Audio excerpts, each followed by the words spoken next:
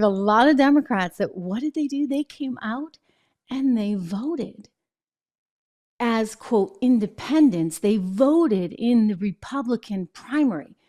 So they have every intention of voting Democrat when it comes down to it, but they use that independent status that's quirky and enables you to vote in these different primaries.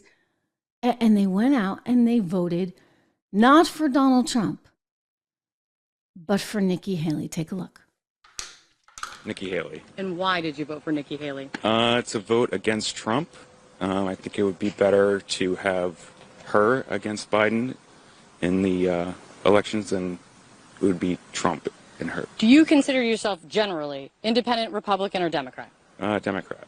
So when you undeclared, you voted for Nikki Haley. If it was Nikki Haley against Joe Biden in a general election, who are you voting for? Joe Biden. What is the...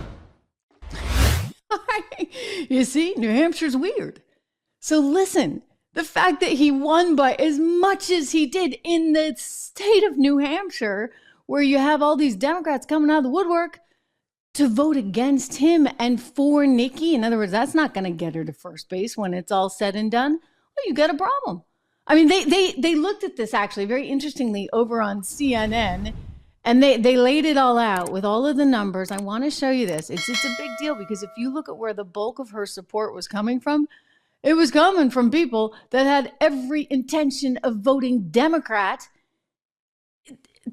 during prime time.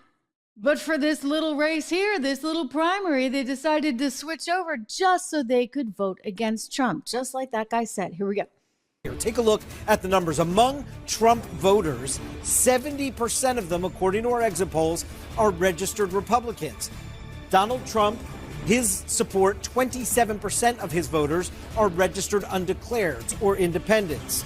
3% were unregistered before today. Look at how that compares with Nikki Haley. It's a complete reversal. It's an alternate universe. Among Haley voters, 70% are registered undeclareds.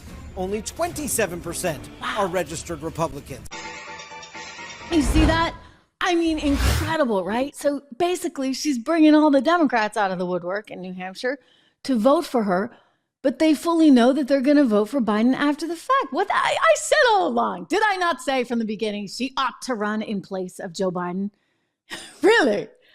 I mean, but Donald Trump said it well in that little victory speech in Nashua, New Hampshire, when he pointed out, hey, Nikki, you know what? You win something, they're coming after you too. Just wait and see.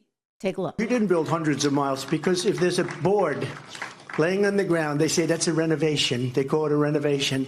If there's two nails laying from 50 years ago, they say, oh, that was a renovation.